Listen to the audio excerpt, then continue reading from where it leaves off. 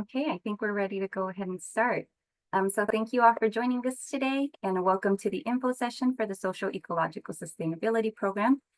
In this info session, we'll offer a brief overview of the program and discuss information about the application, the program features, and then we'll also get a chance to hear from a previous program alum. So before we get started, we'd like to introduce ourselves. My name is Lidia Rodriguez. I am the UCEAP Program Specialist. I'm joined by some additional UCEAP colleagues. I will allow them to introduce themselves. Hello, everyone. Good morning. My name is Cesar Noriega. I'm the Program Manager of the Chile and Argentina Study Center. And greetings from Santiago. Thank you for joining us today.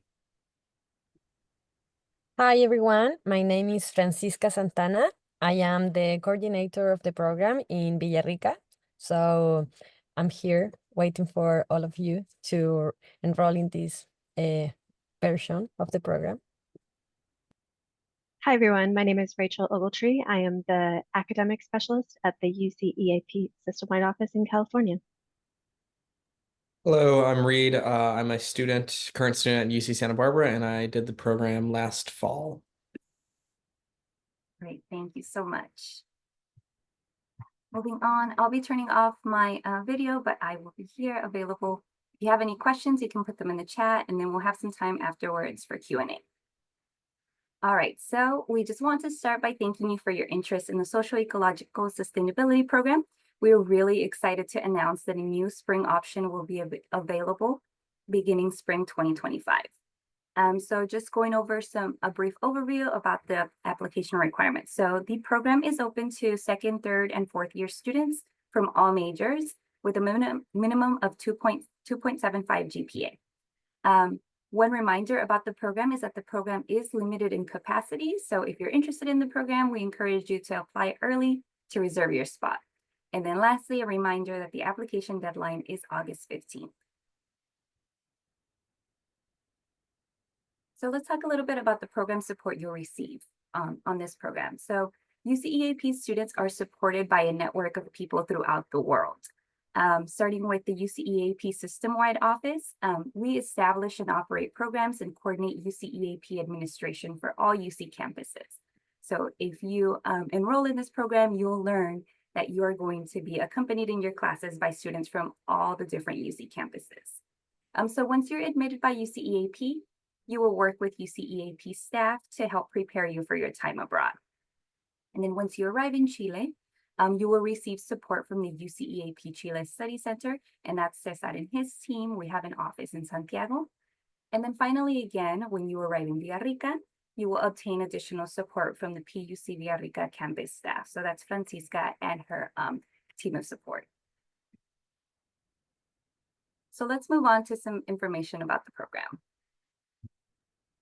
Thank you, Lily. Well, I'm going to present here some reasons why you should enroll and consider to enroll in the Socio-Ecological Sustainability Program.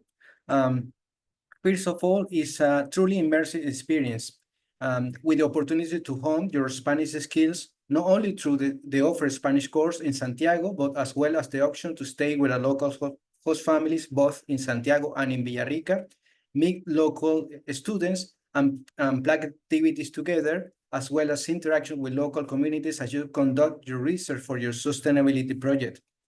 Not many exchange students can live for a full quarter in a mid-sized city as Villarrica, with a population of more than 55,000 people. This city, along with the nearby Pucón, with a population of 22,000 inhabitants, promote themselves as the center of the south of Chile, with incomparable conditions to connect with nature and practice outdoor sports, such as rafting, canopy, and trekking. You will be in a territory where the Chilean mainstream culture blends with the ancestral Mapuche people. The Araucania region is at the heart of the historic territory of the Mapuche, and you will get to know firsthand accounts of their decades-old resistance to preserve their territory, language, and ways of life. Thanks to a student cohort of around 30 students, you will get access to the guidance and close supervision of professors who live and work in Villarrica. The faculty team are active researchers in the fields of sustainability, forest conservation, intercultural education, and other related topics, and who have graduated from renowned universities of USA and Europe. And here you can see some photos of past participants in participating in different activities of the program. For example, excursion, and that is part of the field methods course, and also giving a presentation about the research and the advances and progress of the research project.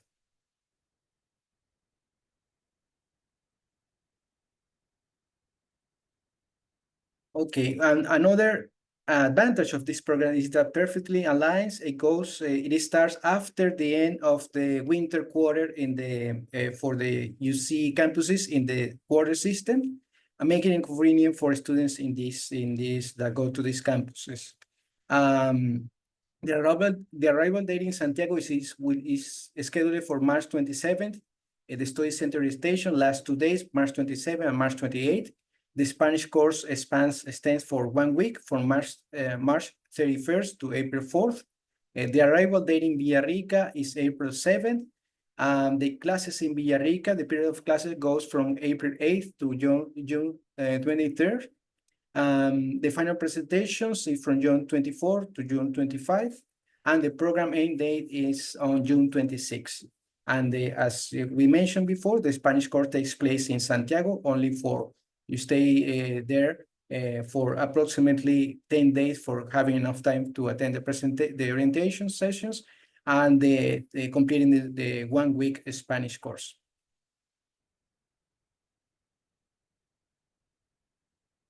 And now we're presenting a video of a student's testimonials from a past edition. It's been the most wonderful experience, like for me, and I think I can talk for everyone. This has been a one-of-a-kind experience, and I don't think any of us really had much of a solidified idea of what this is gonna look like, but we all came here, and it's been such an amazing community that's been formed. And the program does a lot of work to make sure that we feel very integrated and we feel part of the community. Like this week has been insane.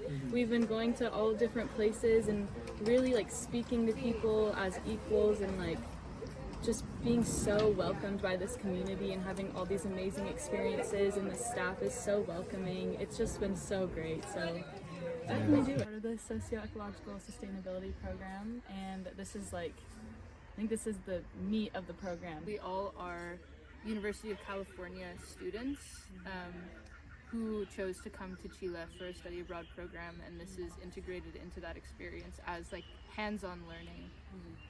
And we all have different majors and slightly different backgrounds, so it's a really cool opportunity to learn from each other and learn from a great set of professors and a bunch of really amazing and welcoming local actors. So it's a really cool opportunity. This is the brunt of the projects and our research and our data collection. And then after this week, we go off and take what we learned here and kind of finalize it and synthesize the data, and then take the next steps from the things we've learned and the data we've collected. Do you have something to say to a person from California thinking of coming on a program like this? You should do it. Yeah, absolutely. Do it. Do it. Just Yeah. do it. If you have the opportunity and the means, Yeah. 100% do it. Yeah, it's gonna be so much better than you could have imagined. I guess we're at such a unique point in our lives where this is a very, very unique opportunity to go and study abroad. And I wasn't sure if I wanted to do it just because it's so unknown, didn't know where Villarrica, Chile was, but coming here and seeing what an amazing and special and unique place it was and meeting so many great people, I think I'm so much more passionate about my academics than I ever have been before. And I'm as much as I'm sad to leave, I'm so excited to go back and kind of continue everything that I've learned here and take it back with me. If you line up study abroad as something that you're going to do, then you're setting yourself up for a multitude of experiences that you have no idea what they might be, but it's going to be something that you can't anticipate, but it's going to somehow change slightly, maybe more than that, how you see the world, how you interact with people, how you view your studies, and it will inform and influence what you're passionate about in a very positive way.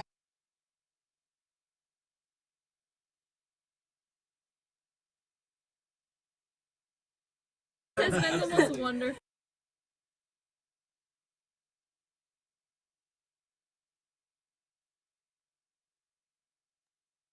Okay, thank you. Let's continue with housing during the program.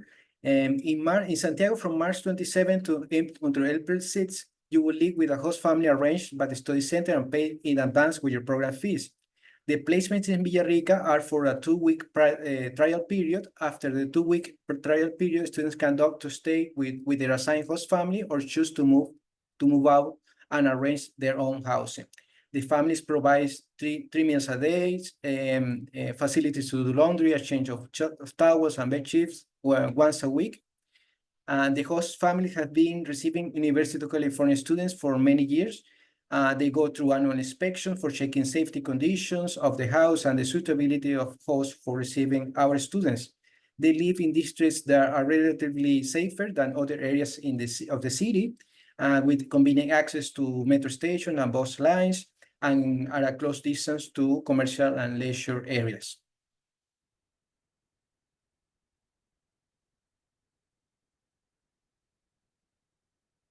Due to its unique geographic location, Chile coexists to the north, the Atacama Desert with the driest points of the world, the Mediterranean condition of central Chile, ideal for vineyards, to the south, temperate forests, breathtaking whitewater rivers, and turquoise color lakes. Santiago is in the Central Valley of Chile, around 470 miles to the north of Villarrica, which is in the Araucanía region. Although Santiago is a metropolis with more than 7 million of inhabitants, or around 40% of Chile's total population, its great transportation system and good quality public services make it easier to navigate and to adapt to live in. By studying in Chile, you will have the opportunity to learn about the debates on how the country transitioned to be a hub of renewable energies, thanks to its important reserves of lithium and copper, two of the key components of electromobility, as well as it is a regional pioneer on the production of green hydrogen. On the other hand, since 2016, Chile has the largest marine reserve in the American continent, the Marine Park Nazca de Desventuradas, with a surface the size of Italy and located to the west of the northern Atacama region.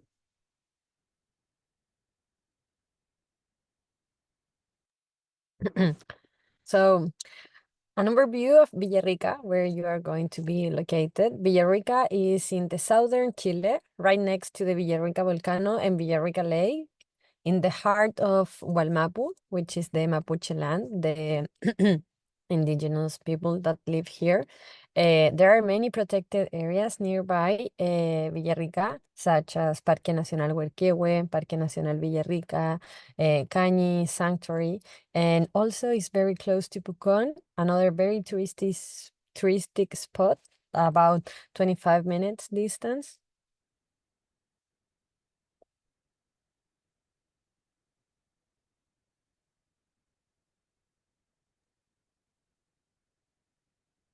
Okay, the academic culture at Pontifical Catholic University of Chile, known as La Católica or UCEAP, is a comprehensive research university with more than 130 years of history.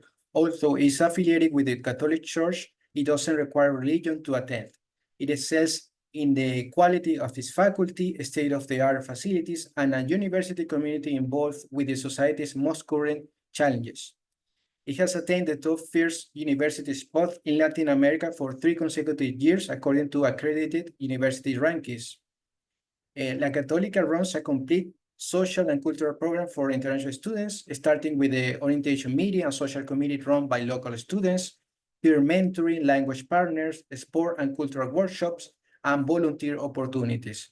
They also are leaders in creating an inclusive community where everyone has equitable conditions to study and growth, as well as sustainable initiatives to reduce the carbon footprint of its campuses and community members.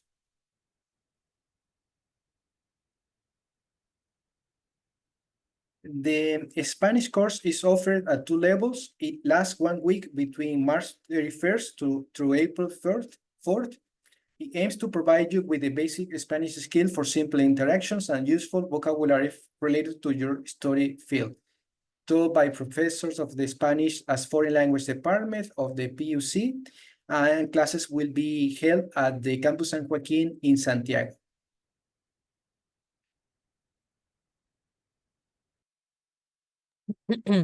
So, why this matters? Challenges of sustainability demand a holistic appreciation of social ecological systems, where in the south of Chile as a laboratory to explore the intersection of social and ecological systems. Why here? Because the PUC Villarrica is the only campus outside of Santiago of of University, Catholic University. The lectures, many of them are in the field, experiences of social ecological issues in unique small scale settings. Also biocultural diversity, indigenous Mapuche people, campesinos, immigrants, and long-term settlers, and also our contrasting landscapes, lifestyles, and views of development. In this program, you will conduct 5 courses.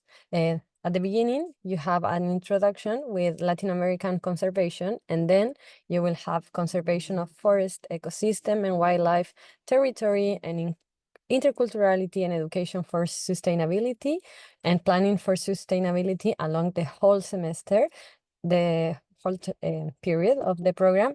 And also in the middle, you will have a week and field called Field Methods in Social Ecological System, where you apply all the techniques to collect data to solve your to conduct your research project. Also, this program has many field trips, and these field trips are in the Wife watershed. We are going to be visiting the temperate forest wildlife, national parks, Huerquehue, Villarrica National Park, also Cañi Sanctuary, which is another private area, private. And the Cod field station will be our main place during the Field Methods Week. This is a very nice spot where we are going to stay there. We are going to be sleeping there. That will be the center of operations, where we are going to depart to visit different local actors during the Field Methods Week. All right, so here are the program requirements. Now, all students are required to maintain a full-time course of study while they are abroad. And in this case, during the term, you will be enrolled in the 6 required program courses. So that is the 4 courses listed on this slide, plus the field methods course and the Spanish language course. So that's a total of 24.5 quarter or 16.1 semester UC units. And then you do have the option to take one of the content courses that's listed on this slide for pass credit. And you can also opt to take the Spanish language course for pass as well.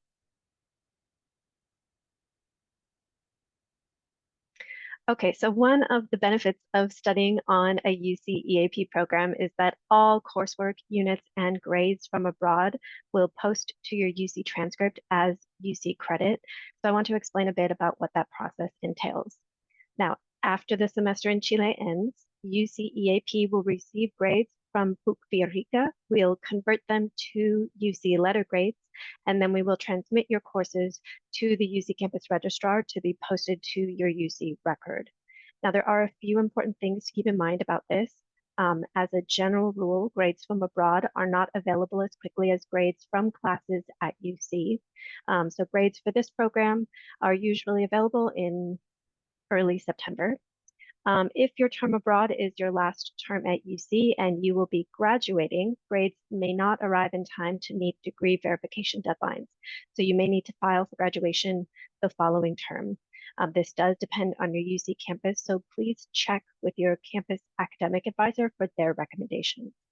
And then the last thing to keep in mind is you should save all of your assignments, syllabi, and exams from the program in order to petition for credit back at UC to get the courses from this program to fulfill any particular degree requirements. So your college or department academic advisor will likely need to see these items. Great. Thank you so much, Rachel, and everyone else. We'll now have the opportunity to hear from Reed, who is a current UCSB student and past Social-Ecological Sustainability participant. So Reed, could you tell us a little bit about yourself? Yeah, hello everyone. My name is Reed. I am graduating this fall from UCSB, so I guess I'm going into my 4th year. I've been an economics major and environmental studies major the whole time. Things I like to do in my free time, which is also what really led me to the program, was just seeing that like beautiful volcano on the main page. I like rock climbing, I like running, I like mountaineering. I got to do all those things when I was in Chile, which was really fun. Yeah, I just wanted a really cool experience in South America, and this program definitely provided that for me. I thought the coolest parts about the program was definitely the community of other students with you. It really just was one big team. We all were great friends by the end of it, and we worked together on nearly everything. And to like highlight that, I was there over Thanksgiving, which is obviously not a holiday that's celebrated in Chile. But we all came together anyway and did a massive potluck, and some of the professors came, and that's a photo in the top left of us at this great potluck that we did. So it was really just a fun family by the end. You get to interact with everyone. The main part of the program is this big research project that you're in small groups for. So by the end, you're just really close with this group of people, and they all care about what you care about. And it's just really a great experience. One thing that I didn't realize going into the program, but I found out, is that there are these distinct like 6 classes that are listed, and the Spanish class is very discrete and on its own, and the Latin American biodiversity conservation is also on its own. But those other 4 just sort of merge together to help you prepare for your main project. All the professors are there to support you, even the ones from the Latin American biodiversity conservation class, and you'll basically have a professor as your advisor. Each group will have one professor, and the classes, like we definitely had a schedule that told us what class we were going to each day, but none of us looked at it. We just came in and we were like, oh, we're learning about this today, because it all just sort of built on top of itself. And I could barely tell the classes apart because they were all just moving towards one common goal, and they were really just there to help you with that big project. So like I was saying, it's very collaborative. The professors are really fun to be around, really entertaining. That's my favorite professor in the bottom right, Gonzalo. He was a goofy guy. They're also just super knowledgeable about their field. Like my advisor was Nicolas Galvez, and he wrote half the papers that we were citing, and he just knew so much about what we were doing, and he was a great resource. One of the highlights was just being able to travel so much, which was due to the fact that I think every week was no more than 4 days of actual school, and the professors were very willing and able to we could move around the schedule, so we could have long weekends. So we got to travel basically every weekend and see really cool parts of Chile. I thought the Spanish class was very helpful. I came in with only some high school Spanish, and that was just a great way to get me back into it. I would recommend that if you're not, fluent in Spanish, do some work over the summer, over the school year, just to get ready, just to build your vocabulary up. It'll help a lot, but you will learn a lot of Spanish while you're there. If you go in with no Spanish, there were several people in our program who knew 0 Spanish, and by the end they were able to have conversations and say some things. And I think it was a little overwhelming at first, just because you're in this foreign country, but by the end they were really comfortable. Yeah, I think good. Next slide would be good. Cool. So I'll just highlight some of the trips that I did that weren't part of the program to just give you some ideas. When the program ended, I went down to Patagonia and got to see El Chaltén in Argentina and Torres del Paine. You'll want to set those things up a little bit ahead of time. You'll need flights. You'll need permits for some parts. But I would highly recommend taking the pretty cheap flight down to Patagonia if you can. I don't know what the weather will be like for the spring program, but for the fall, it was getting pretty good by the time I went down there. I also did some mountaineering in the Villarrica area. That volcano in the background is actually Villarrica. It was erupting while we were there, and it's still erupting. It's still yellow zone, so it's not climbable to the top at the moment. But there's a lot of other volcanoes in the area that you can hire a guide for, or if you have some mountaineering experience, you can rent gear and really get a fantastic view of the area. It's just such an insanely beautiful area. And then that bottom right photo is going to the Atacama Desert, which we just did in a weekend, like 4 or 5 days. I guess it wasn't much of a weekend then, but we didn't have to miss any school because we just had these nice long weekends. And that was a really magical place as well. You'll never see anything like it. And again, these domestic flights are not that expensive, especially if you don't carry checked bags with you. They're pretty cheap. We also went to the Isle of Chiloé. You'll have this really nice gap between when you're done with your Spanish class in Santiago and when you're going to Villarrica. You'll have like, I think 9 days is what we had. It might be a little different. So you can really plan a great trip. So we went to Valparaiso then, and that's the second largest city in Chile. And it's just a little bit out of Santiago. But yeah, all these places are great destinations to go to, and you will have time. The buses are cheap. The transportation is not that expensive, so really take advantage of it. The work that we were doing as a group, we were mostly able, most groups didn't really work on the weekends that often. We mostly got it all done after classes during the week, so we had a lot of time to travel. Yeah, we can go on to the next slide. So I just wanted to highlight my favorite parts about living in Villarrica. I actually lived in a hostel with some other of the program participants. This hostel wasn't like a normal hostel you might find in like Barcelona or in Santiago. It was, people there didn't speak English. It was just Chilean tourists coming through. So it still felt like a very immersive experience. Another one of my favorite parts was the amount of dogs that live in Santiago and Villarrica, especially the ones in Villarrica. They're not dangerous. Most of them are neutered, they're well fed, and they're just really cute. That one in that photo was my favorite. His name was Cinnamon Graham Cracker. I found him in a bus station. He's a little dirty. They're a little dirty, but they're safe. And then on the right is where I spent most of my time, went during the week. I really wanted to find a climbing gym when I was there, so I also wanted to build my Spanish. So I found this place called La Casa Escalada, which is just a little bit outside of Villarrica. You can take an Uber there for like $2. And we went there 2 to 3 times a week. And some of the professors climb there, and everyone there basically just speaks Spanish. So it was a great way to learn more Spanish and have this immersive experience while also doing something I really enjoy. So if you do like climbing, which I know a lot of people from Santa Barbara do, I would look up La Casa Escalada. It's not really like an open climbing experience. You can't just go whenever. Instead, the owner of it teaches these classes several times a week where he just has that big stick in the photo. He just points at things and you climb them, and it's really fun. And just there's so many cool people to meet there. And by the end, we had this nice community and people were driving us home. It just felt great. Like I made all these connections. I got to go sailing on one of their boats. It was very fun. So I'd really recommend trying to find some sort of connection outside of the school to relate to more people and really practice your Spanish. So yeah, that's really all I had to say. Thank you. Great. Thank you so much, Reed. It's really great to hear from the student perspective. So just to wrap up, a final reminder that the application deadline for spring 2025, I apologize, spring 2025, not spring 2024, is August 15th. But if you have any questions, you can contact me, Lily, or Samantha Jewell if you have any general information, if you're looking for general information, or if you have any questions on submitting your application. And if you have any question on the program academics, you can contact Rachel Ogletree. So we do have some time for questions. So if you have any questions, feel free to put them in the chat.